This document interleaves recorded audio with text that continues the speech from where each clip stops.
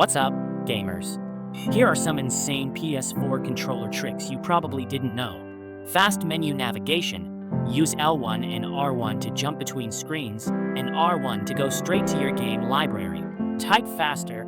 Press R3 when the keyboard pops up and tilt your controller to type. Stay hidden online. Don't want friends to see you?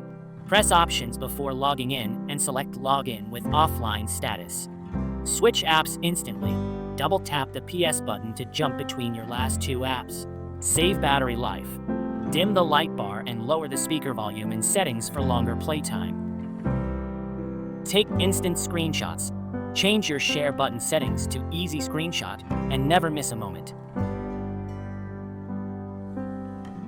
Zoom in easily.